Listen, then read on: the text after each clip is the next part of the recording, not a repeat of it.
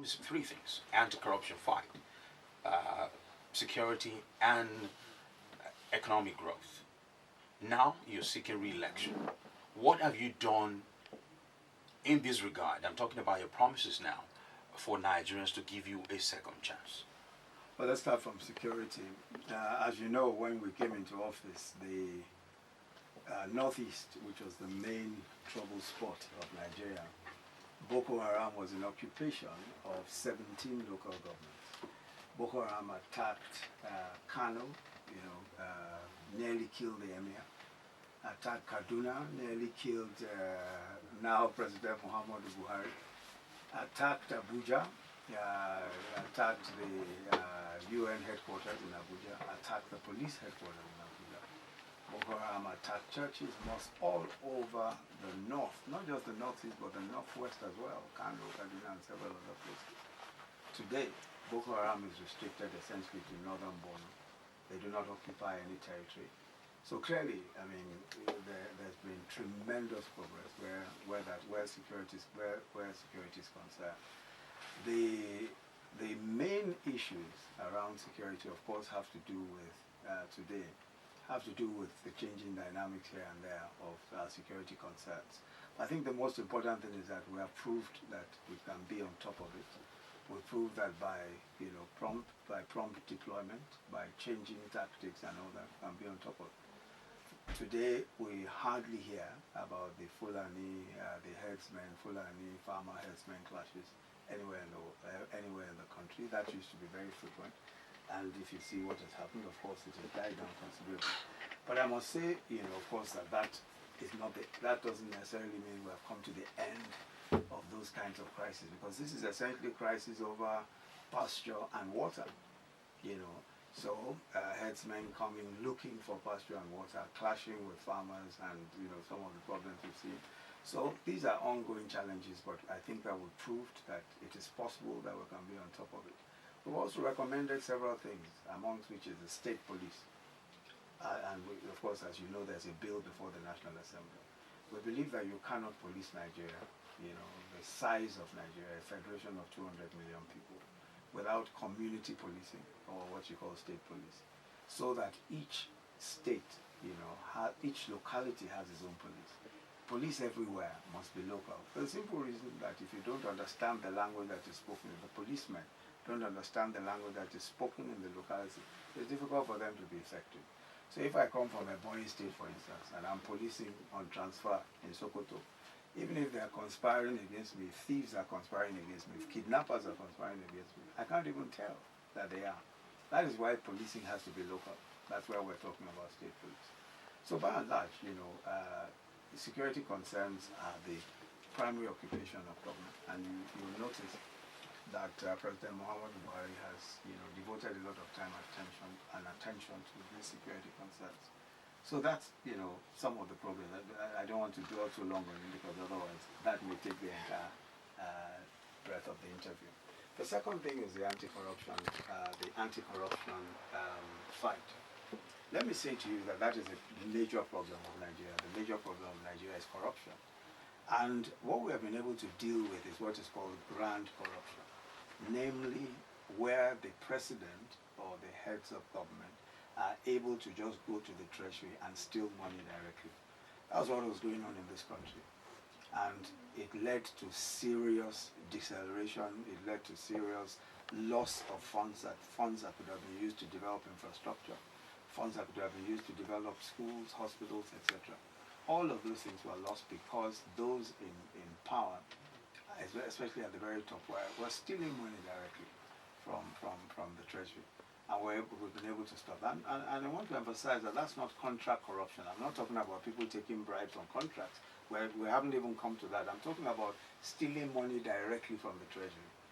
A few weeks to elections in 2015, of course we exposed that, and everybody now knows, $292 million was taken out of the treasury in cash, $292 million, and shared. 60 another. Share for what? What was it used for? That's good. Your guess is as good as mine. It was stolen. They claimed that it was meant for security purposes, but we all know where it ended up. We knew that it ended up in private hands all over the place, and we are prosecuting some of those who have found some of this money was found on.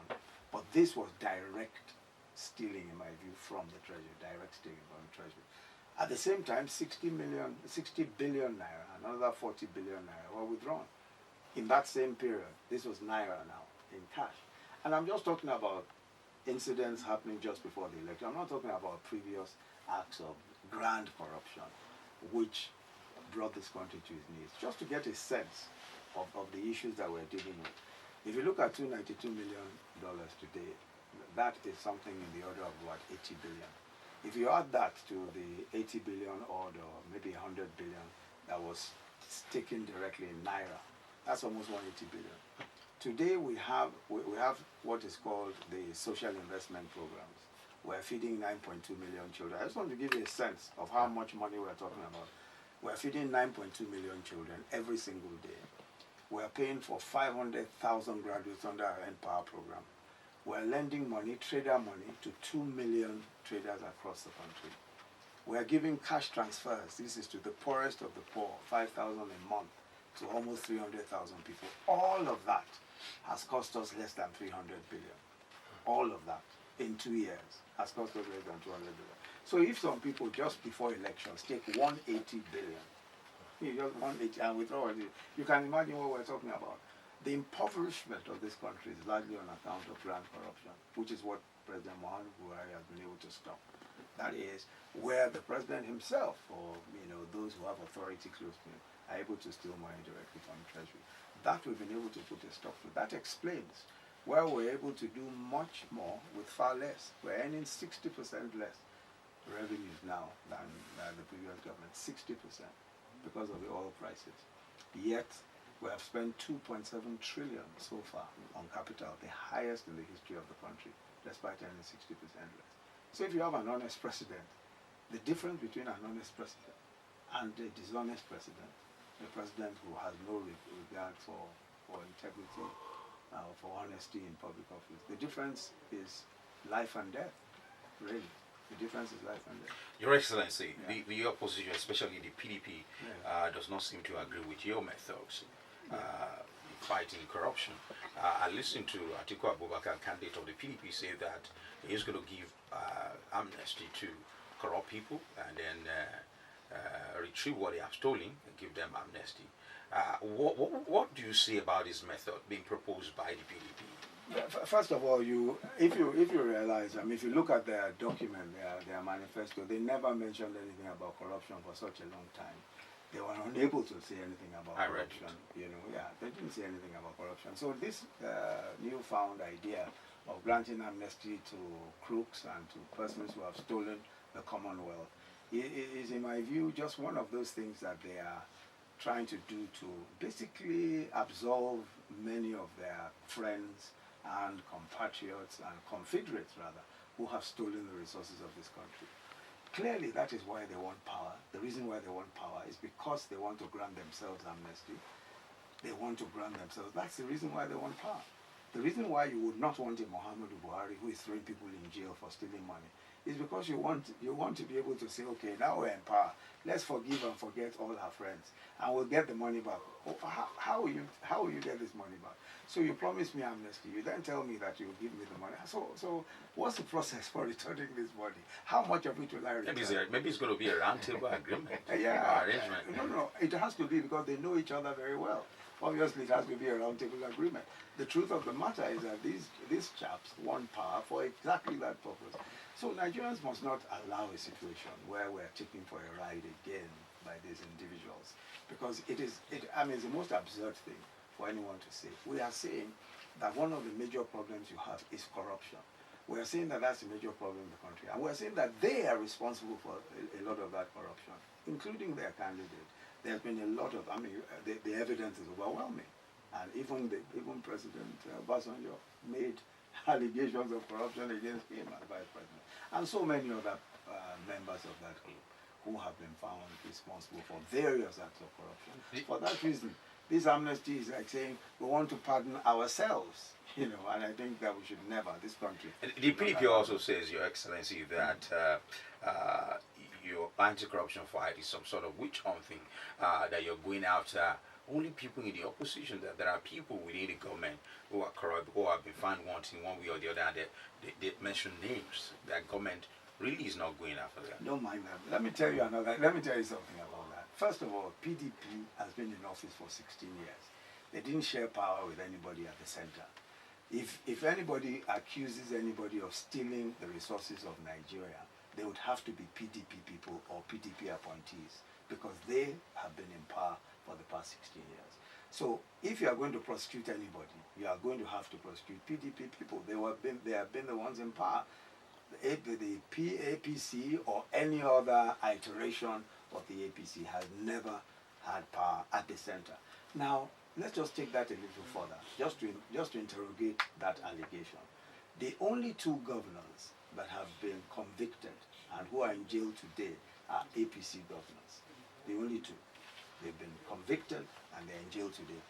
If you look at all of those who are standing trial, some of them are people who came to APC from PDP, many of them, but they are still standing trial today. Many of them are standing trial today. Everybody who has been investigated and found culpable, or at least suspected of some offense or the other, is either on trial or charges have been filed against them, including those who served in our own government. They are either on trial or charges have already been filed against them. So as far as President Muhammadu Buhari is concerned, and he made this pledge a long time ago, he even said that, look, if you give the mere fact that if you give money for elections, or you say you are my friend, it doesn't mean you won't go on trial. You will go on trial if you steal the resources of this country. I think we have demonstrated very clearly that there is no, I mean, the natural thing they will say in order to discredit the anti-corruption fight is to say, oh, this is witch hunting. How can it be witch hunting? The question we have to ask them, did you steal the money? Do you have in your account several billions of naira? If you do, how can you explain it? Did you go and buy a private jet with state funds? If you do, if you did, then then we must take it back from you and we'll take it to court. So I don't think that that's a fair allegation. I think it's just pure propaganda in order to discredit or distract attention from the very heinous crimes that have been committed against this country by these individuals. Ẹ ṣe wọn kóhun láti ẹ̀kan igbákejì ààrẹ ọ̀jọ̀gbọ́n Yemi Osinbajo.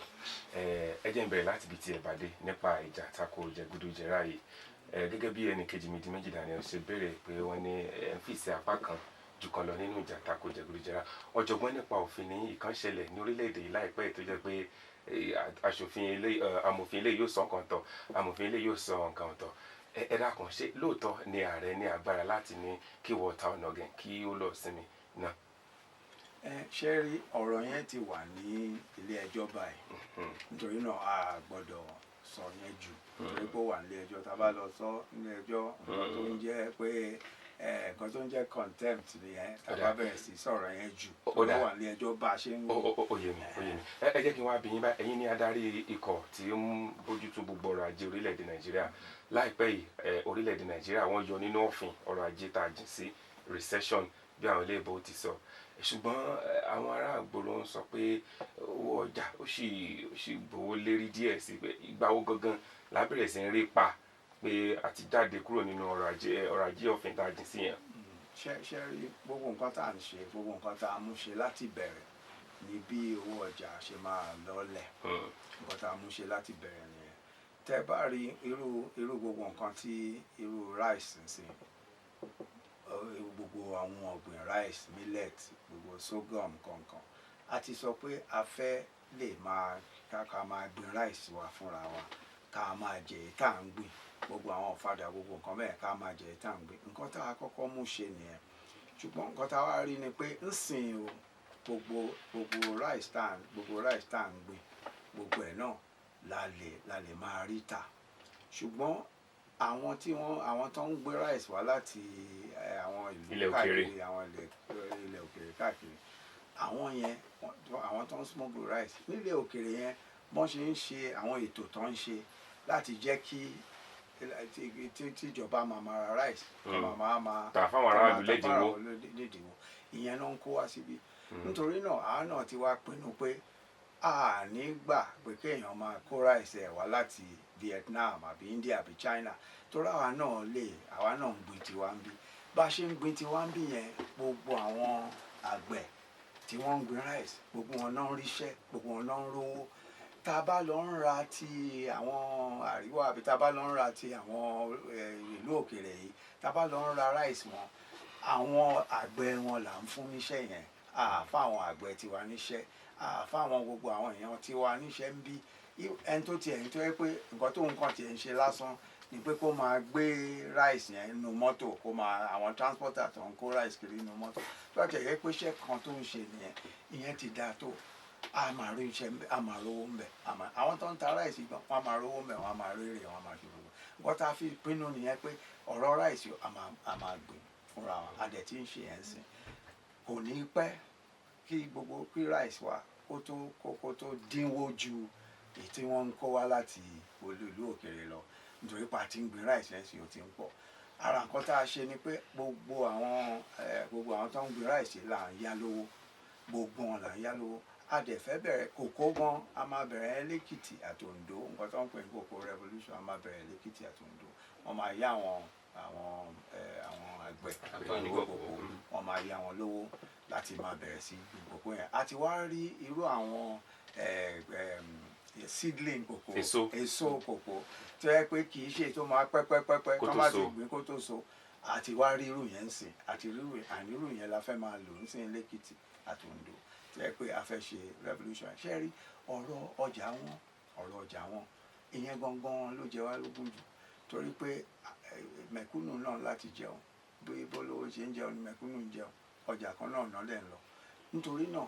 a ń láti wá bí ọjà ṣe máa dín bí owó ọjà ṣe máa dínkù nǹkan tí tá máa kọ́kọ́ ṣe torí owó oúnjẹ kí owó oúnjẹ lè dínkù nǹkan tó tá à ń ṣe ni pé ká máa gbin nǹkan tá à ń jẹ ká dẹ̀ máa rí i pé gbogbo nǹkan tá à ń jẹ yẹn ó ń dọ́jà nǹkan tó ń ṣẹlẹ̀ ń sè ni pé nǹkan tá à ń gbìn mí ò lè dọ́jà nítorí kó tó dọ́jà á ti bàjẹ́ nǹkan náà la fi bẹ̀rẹ̀ railway gbogbo railway tá à ń ṣe Lagos Kano railway tá à ń kọ́ ẹ̀ àti bẹ̀rẹ̀ láti Èkó ń sìn láti port lẹ́kọ̀ọ́ tó mo rò pé ní 7th of February la máa ṣe commissioning first phase èyí tó dé Lagos Abẹ́òkúta Ìbàdàn ìyẹn la máa ṣí ní 7th of February bá a ṣe máa ṣe lọ bá a ṣe máa ṣe lọ ní ṣẹ́rí irú railway yẹn ń sìn a lè máa fi kó gbogbo ohun ọ̀gbìn láti gbogbo ibi tí wọ́n ti ń gbìn káàkiri a máa kó wá sí gbogbo àwọn ọjà kò ní bàjẹ́ ká tó lè kó débẹ̀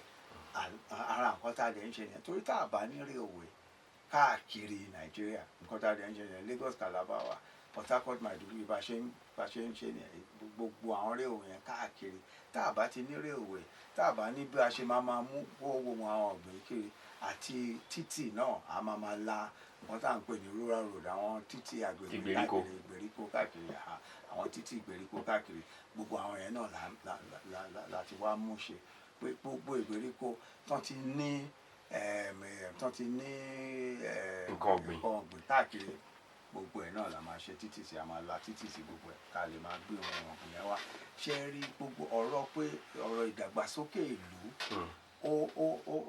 kì í ṣe nǹkan tó yẹ pé a lè ṣe ní lọ́dún kan àti bẹ̀rẹ̀ sí ṣe gbogbo àti fi gbogbo